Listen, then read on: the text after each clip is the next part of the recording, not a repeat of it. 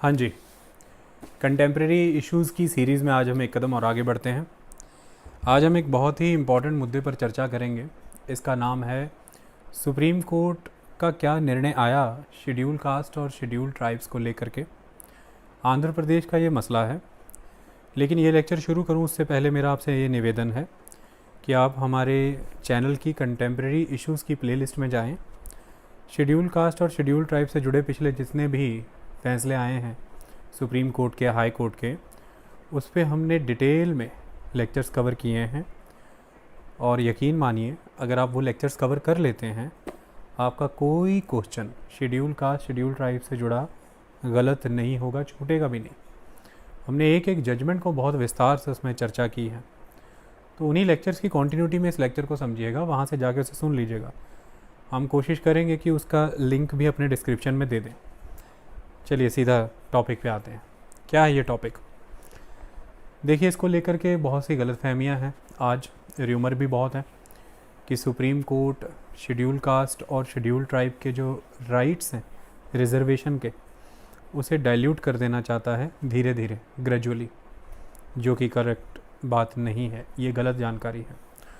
दूसरी बात कि supreme court other backward classes की तरह शेड्यूल कास्ट और शेड्यूल ट्राइब में भी एक क्रीमी लेयर इंड्यूस करना चाहता है, जिसके लिए उसने ये जजमेंट दे दिया। ये भी बात गलत है। तीसरी चीज़ कि प्रमोशंस में रिजर्वेशन नहीं होगा, सुप्रीम कोर्ट के इस निर्णय से ऐसा तय हो गया, ये भी गलत है। तो ये जो खबरें चल रही हैं इधर उधर, वो गलत है। हम आपको सही तथ्यों से आज अवगत कराएंगे कि सुप्रीम कोर्ट ने क्या कहा। ये बहुत ही कॉम्प्रिहेंसिव इशू है, इसको उसी सेंस में डिटेल में समझना है। मेंस में क्वेश्चन इससे बहुत सारे आएंगे, प्रीलिम्स में भी इन आर्टिकल्स से जुड़े हुए क्वेश्चन आएंगे, जो आर्टिकल्स मैं आपको इसमें समझाऊंगा। मेंस में क्वेश्चन कैसे आएंगे वो डिबेट डिस्कशन के दौरान अभी समझ आ जाएगा। चलिए मुद्दा समझते हैं, मसला समझते हैं क्या है। देखिए, आंध्र प्रदेश, पहले आंध्र प्रदेश हुआ करता था कंबाइंड, उसमें से फिर तेलंगाना निकल गया। हम तब की बात करेंगे जब तेलंगाना नहीं निकला था, उस आंध्र प्रदेश का जिक्र करते हैं। उस आंध्र प्रदेश का यदि जिक्र करें तो 1986 में आंध्र प्रदेश के गवर्नर के द्वारा एक नोटिफिकेशन जारी की गई। गवर्नर की उस नोटिफिकेशन में ये मेंशन था कि जो शेड्यूल्ड एरिया है आंध्र प्रदेश का, उस शेड्यूल्ड एरिया में जो स्कूल आते हैं, उन स्कूल्स में पढ़ाने के लिए जो टीचर होंगे वो शेड्यूल्ड ट्राइब्स होंगे, उस पर्टिकुलर शेड्यूल एरिया के ही।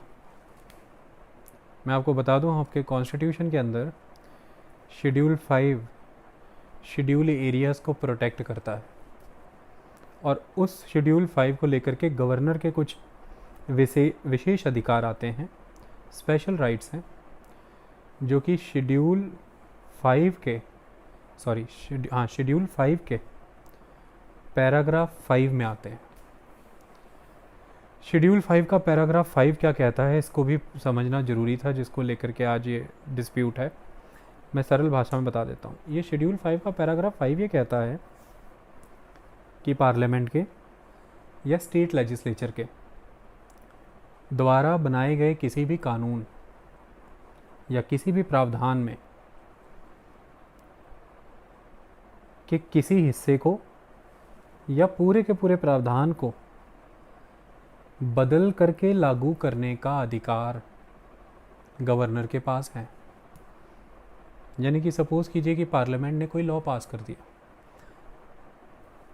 या फिर लेजिस्लेचर ने कोई लॉ पास कर दिया स्टेट की, ऐसे में वो पूरे स्टेट पे लागू होगा आंध्र प्रदेश में।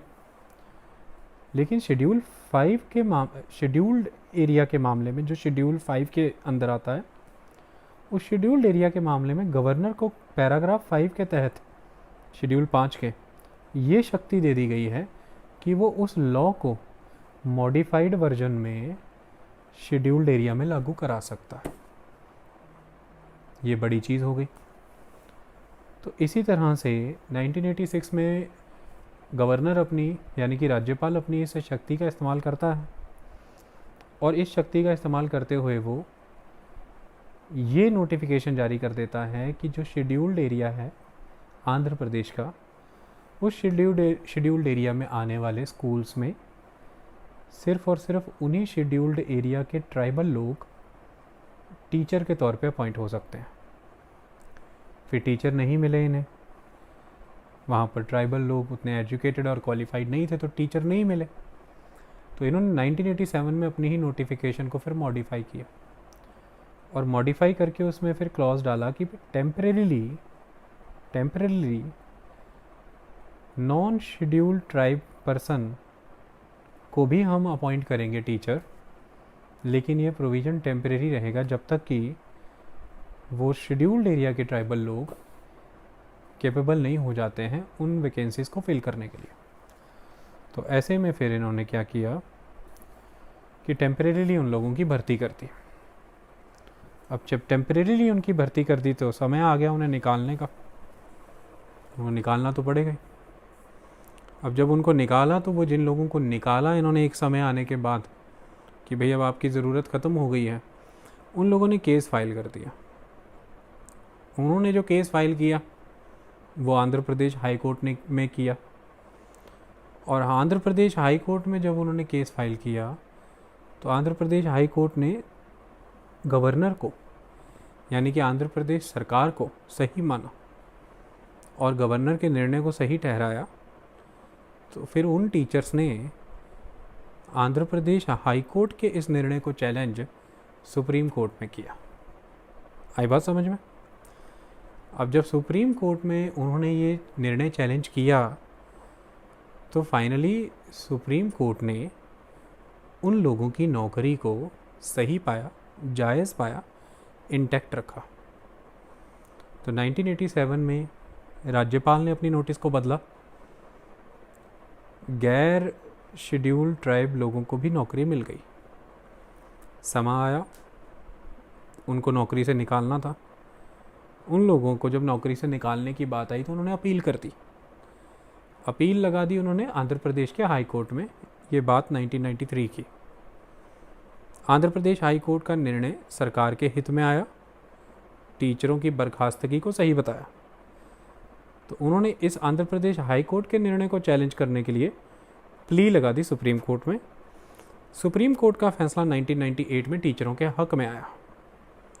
सुप्रीम कोर्ट के इस फैसले के तहत शेड्यूल्ड एरिया में ट्राइबल लोगों को वो जो 100% रिजर्वेशन दिया गया वो फिर वायलेट होता नज़र आया, क्योंकि फिर गैर आदिवासियों को भी मिल गया सुप्रीम कोर्ट के फैसले के मुताबिक। तो इसको फिर ओवरटर्न करने के लिए जनवरी 2000 में आंध्र प्रदेश सरकार ने वाया गवर्नर फिर एक नोटिफिकेशन जारी कर दिया कि 100% रिजर्वेशन शेड्यूल्ड एरिया के ट्राइबल लोगों के पास ही है बस। इसको चैलेंज किया other than the scheduled tribe लोगों ने, जिस पर 13 फरवरी सन 2020 में अभी 5 जजेस की बेंच ने फैसला सुरक्षित रख लिया था और अब वो फैसला आ गया। तो 5 जजेस की बेंच ने ये फैसला दिया है, फैसला ये दिया है कि शेड्यूल्ड एरिया जो कि शेड्यूल 5 के अंदर फॉल करते हैं, वहाँ पर ये नियम बनाना कि पूरी 100% सीट्स स्कूल्स में टीचर की सिर्फ़ और सिर्फ शेड्यूल ट्राइब ही भरेंगी जो उस शेड्यूल एरिया की हैं, ये इलॉजिकल है, ये अनकॉन्स्टिट्यूशनल है, ये अनवारंटेड है, ये एक तरह का इररेलेवेंट है, इर्रेशनल है और ये इल्लीगल है। ऐसे सारे शब्दों का इस्तेमाल सुप्रीम कोर्ट ने किया और सुप्रीम कोर्ट ने कहा ये आर्बिट्रेरी डिसीजन है, 100% रिजर्वेशन तक तो आप जा ही नहीं सकते। तो इसको सुप्रीम कोर्ट ने कैंसिल कर दिया। ये तो हो गई पूरी कहानी 1986 से यहाँ तक की। अब सवाल मेरा ये बनता है, जो आपका भी बनेगा, कि भाई उस समय गवर्नर ने ऐसा किया क्यों था और आंध्र प्रदेश सरकार क्यों शेड्यूल्ड एरिया में सिर्फ उसी शेड्यूल्ड एरिया के ट्राइबल लोगों को ही अपॉइंट करना चाहती है 100%।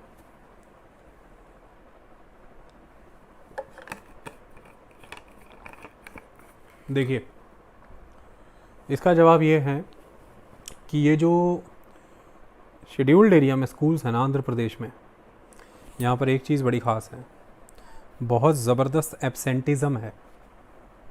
टीचर्स आते ही नहीं,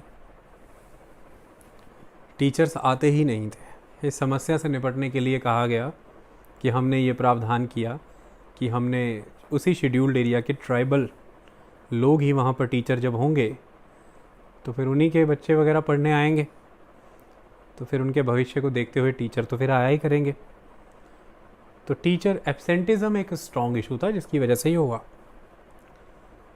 अब शुरू होती है सुप्रीम कोर्ट और आदिवासियों के वकील के बीच बहस। सुप्रीम कोर्ट के जजेस अलग अलग सवाल पूछेंगे और आदिवासियों का वकील क्या जवाब देगा, वो बहुत रोचक बातचीत है, अभी सुनाऊंगा मैं। पहले समझाते हैं एक जो दिमाग में आपको सवाल परेशान करेगा कि 100% तक रिजर्वेशन दिया जा सकता है इस देश में किसी को। हम तो 50% की कहानी सुनते हैं। चलिए देखिए, 1975 में इंदिरा गांधी ने इमरजेंसी लगा दी थी।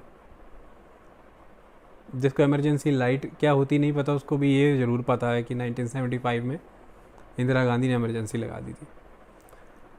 तो उस इमरजेंसी के बाद 1977 में फिर चुनाव हुए थे। चुनाव में फिर इंदिरा गांधी हार गई थी, जनता पार्टी की सरकार बनी थी। जनता पार्टी की सरकार के दौरान फिर बीपी मंडल कमीशन बनाया गया, ये जांचने के लिए, देखने के लिए कि भाई आप देखिए कि क्या स्टेटस क्या है, सोशली एजुकेशनली बैकवर्ड लोगों का स्टेटस क्या है। बीपी मंडल ने जांच पड़ताल की, अपनी रिपोर्ट दी। फिर वीपी सिंह ने, विश्व प्रताप सिंह ने, ये सारी कहानी 1990, 91, 92 के अराउंड घूमेगी। वीपी सिंह ने बीपी मंडल कमीशन की सिफारिशें लागू कर दी, यानी कि बैकवर्ड क्लास को भी रिजर्वेशन अब मिलेगा।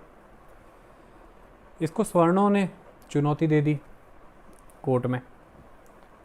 फिर कोर्ट में इंदिरा साहनी मामले में 1992 में रिजर्वेशन पे पूरा बहुत डिटेल निर्णय आया।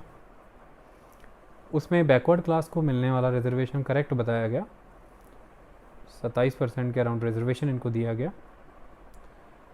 इसकी सारी कहानी हमारे पहले के कंटेम्प्रेरी इशू मैंने बताया ना अभी, SC/ST के लेक्चर्स में बहुत डिटेल में। लेकिन इंदिरा साहनी केस में कुछ चीज़ें थी। उसमें एक चीज़ ये थी कि भाई 50% लिमिट मानी जाएगी रिजर्वेशन की। SC, ST, OBC, इन तीनों को मिलाकर के जो रिजर्वेशन मिलेगी वो 50% से ऊपर ना जाए। इसमें SC/ST में तो नहीं, लेकिन बैकवर्ड क्लासेस में क्रीमी लेयर का कंसेप्ट डाल दिया, इनकम एलिजिबिलिटी। तो other than the backward class OBC category जो है वो इस तरह से उभर करके आ गई। एक other than the backward classes, जिन बैकवर्ड क्लासेस की इनकम अच्छी है उनसे अदर देन वो लोग इसमें शामिल हो जाएंगे, OBC कैटेगरी जिसे अपन कहते हैं। तो इनकम एलिजिबिलिटी सिर्फ OBC में एग्जिस्ट करता रहा, SC/ST में नहीं था। SC/ST में ब्लैंकेट रिजर्वेशन सबको है।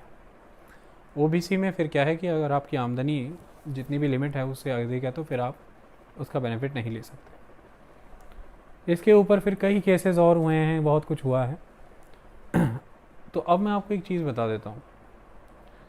इंदिरा साहनी केस में कहीं पर भी ये नहीं कहा गया था कि भाई ये जो 50% लिमिट है ये फाइनल लिमिट है, इसके आगे रिजर्वेशन नहीं दिया जा सकता।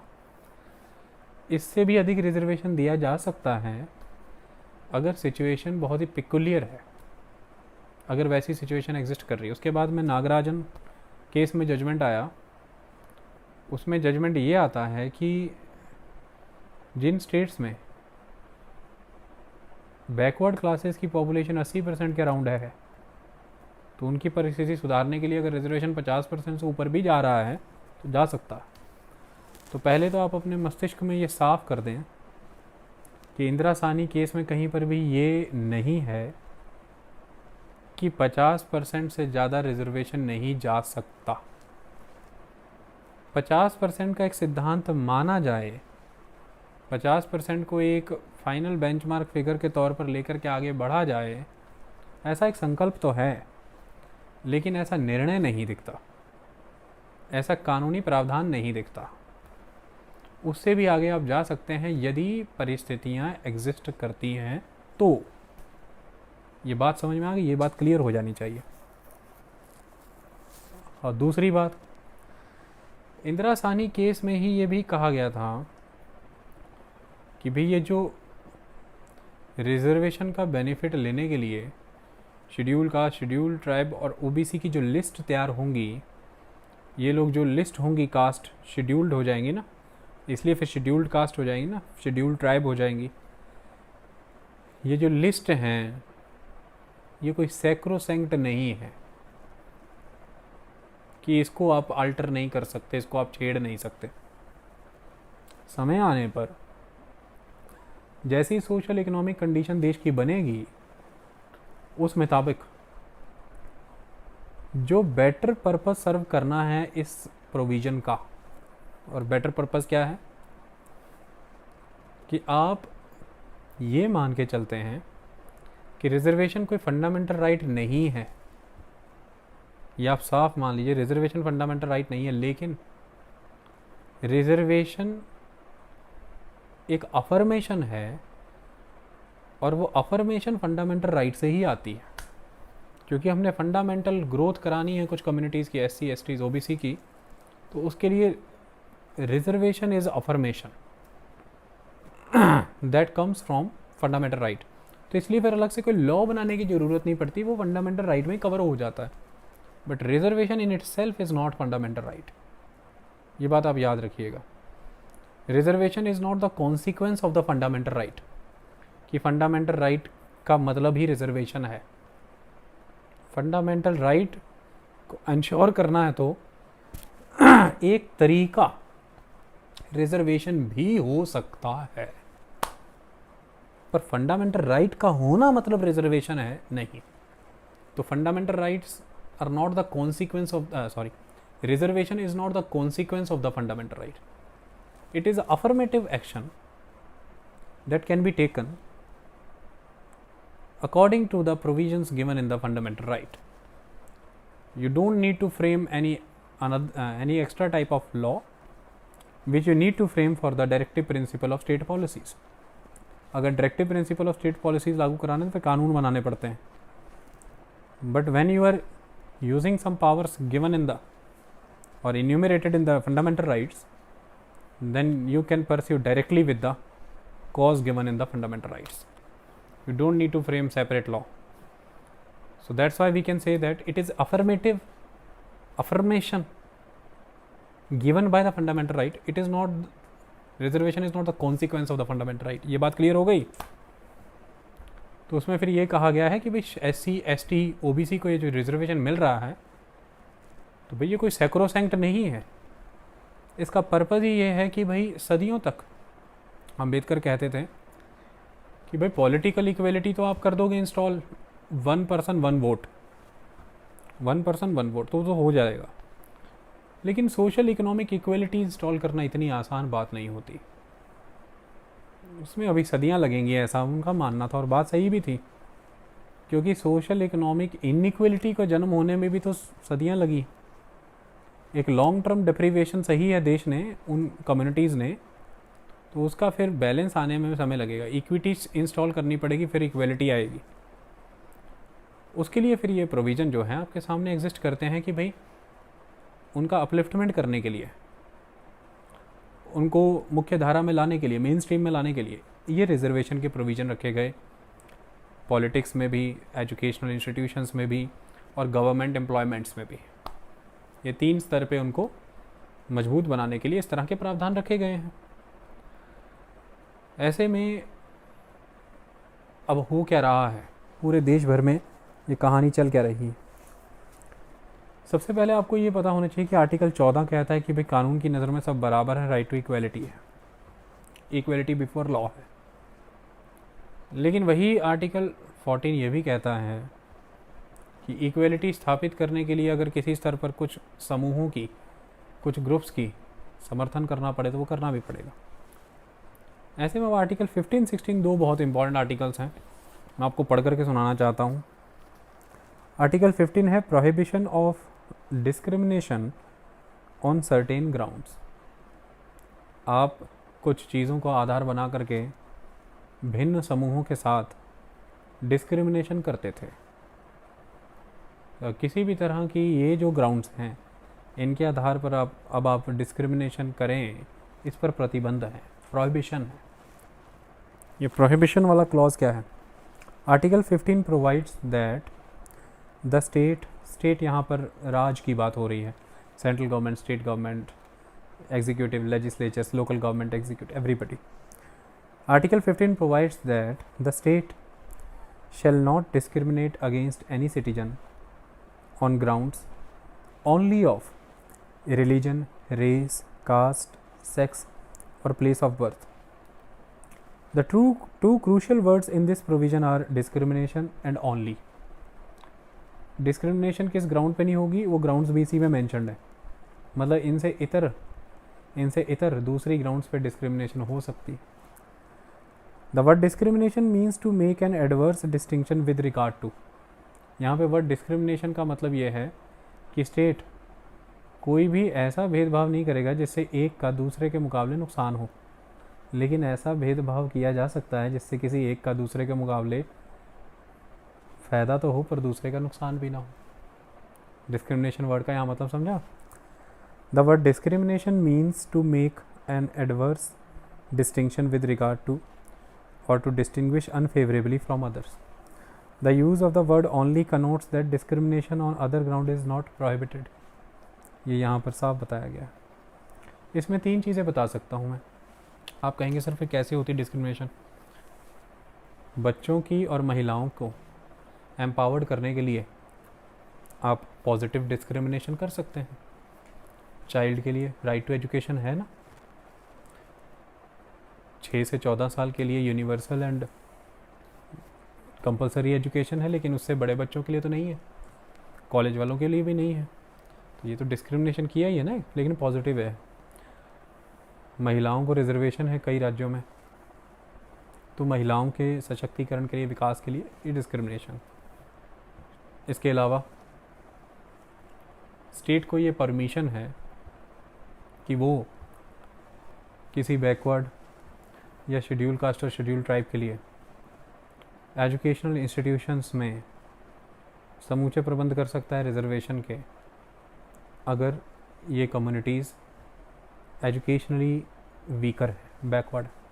तो आर्टिकल 15 के तहत एजुकेशन में इनको प्रावधान मिलता है। 2005 में तो इसमें और अमेंडमेंट कर दी गई कि स्टेट को ये अधिकार है कि वो प्राइवेट एजुकेशनल इंस्टीट्यूशन में भी रिजर्वेशन का प्रावधान करा सकता है ओबीसीज, एससीज, एसटी के लिए।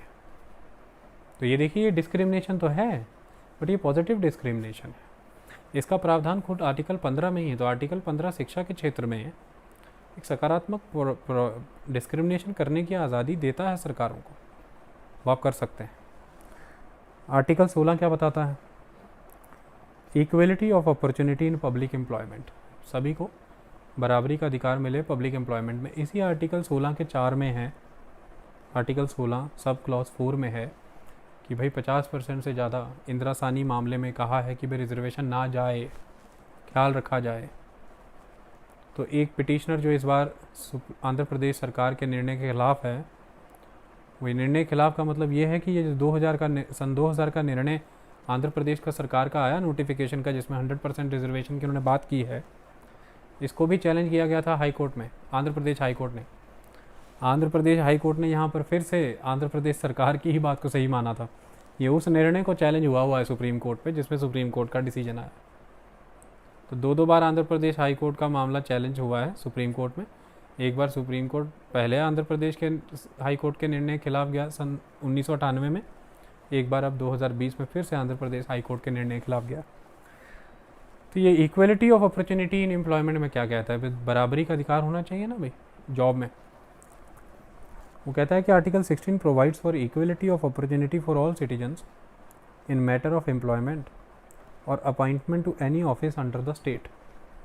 No citizen can be discriminated against or be ineligible for any employment or office under the state on grounds of only religion, race, caste, sex, descent और प्लेस ऑफ बर्थ। लेकिन इसमें भी कुछ exceptions आपको देखने को मिल सकती हैं। वो कैसे? ये पार्लियामेंट के पास अधिकार है कि वो कुछ खास जॉब्स के लिए प्लेस ऑफ रेजिडेंस को एक कंडीशन बना सकता है कि प्लेस ऑफ रेजिडेंस आपका वही होना चाहिए। ये स्टेट को अधिकार है कि कुछ पर्टिकुलर पोस्ट के लिए वो रिजर्वेशन कर सकते हैं SC, ST, OBC के लिए। और अगर कोई रिलीजियस इंस्टीट्यूशन है या इस तरह की संस्था है जो कल्चर कस्टम से जुड़ी है, तो उसके चेयरपर्सन के अपॉइंटमेंट के तौर पर पर्सन उसी धर्म का होना चाहिए, ऐसा प्रावधान भी बनाया जा सकता है। तो कोई रिलीजियस इंस्टीट्यूशन या इंडोमिनेशन इस तरह की कोई संस्था यदि है, पर्सन सेम धर्म का हो, ऐसा प्रावधान, तो ऐसा प्रोहिबिशन, ऐसा एक्सेप्शन तो है। SC, ST, OBC के लिए रिजर्वेशन का एक्सेप्शन तो है। प्लेस ऑफ रेजिडेंस एक कंडीशन बनाई जा सकती है, जबकि ऊपर लिखा था कि religion, race, caste, sex, descent, place of birth और रेजिडेंस के बेस पे भेदभाव नहीं करना, बट पॉजिटिव डिस्क्रिमिनेशन किया जा सकता है। आर्टिकल 16 जॉब के लिए, आर्टिकल 15 शिक्षा के लिए, ऐसा यहाँ पे सिस्टम बना है। अब इसी आर्टिकल 15-16 के तहत बेनिफिट मिलता है SC, ST, OBC को, और इसी आर्टिकल 15-16 की दुहाई जनरल कैटेगरी वाले देते हैं कि भाई हमारे अधिकारों का हनन हो रहा है। आर्टिकल 15-16 पढ़ के बता दिए। ये भी बता दिया कि ओनली का मतलब यहाँ पर क्या है कि भाई इनसे इतर किसी ग्राउंड पे डिस्क्रिमिनेशन हो सकता है। ये भी बता दिया डिस्क्रिमिनेशन शब्द का मतलब ये है कि वो डिस्क्रिमिनेशन डेट्रीमेंटल नहीं हो सकता, बट फेवरेबल तो हो सकता है किसी के, कि अगर वो किसी दूसरी कम्युनिटी को नुकसान नहीं कर रहा है तो वो हो सकता है। और आर्टिकल 16 क्लॉज 4 में है कि भाई 50% से आगे आप ना जाइए। इस तरह का प्रावधान यहाँ पर है। अगला एक नोटिफिकेशन और है आर्टिकल 341(1), आर्टिकल 342, आर्टिकल 342(1). ये क्या कहता है, ये क्या बताते हैं, इसको भी समझना ज़रूरी है। आर्टिकल 341 ये बताता है कि 341(1), आर्टिकल 341(1) ये बताता है कि ये राष्ट्रपति का अधिकार है, प्रेसिडेंट का राइट है कि वो गवर्नर के साथ कंसल्ट करके कौन सी कास्ट, रेस या इन कास्ट और रेस के अंदर का कौन सा ग्रुप को शेड्यूल कास्ट में डालना है, ऐसा स्पेसिफाई करे। तो president will specify in consultation with the governor that which race और विच कास्ट और any group from that race or that caste need to be included into the scheduled caste list for that particular state or union territory. That will be specified by the president in consultation with the governor of the state concerned, and then list will be prepared for that particular state. It is the right of the president under the article 341(1). So president notification जारी करता है। Schedule caste list की notification कौन जारी करता है, पता होना चाहिए president. But president will specify it कि that we need to include so and so caste or class or so and so caste and races into the particular schedule caste list of particular state or union territory. But under article 341(2) parliament is authorised to include or exclude any race or caste or any group of from that race or caste into the scheduled caste list for that particular state or union territory. So president will specify and notify in consultation with the governor, but it is the right of the parliament to include or exclude any race caste from that particular scheduled caste list. तो president notify कर देता है, specify भी कर देता है, लेकिन उसे लिस्ट में डालना और निकालने का काम तो फाइनली पार्लियामेंट करती है। यही सेम प्रोविज़न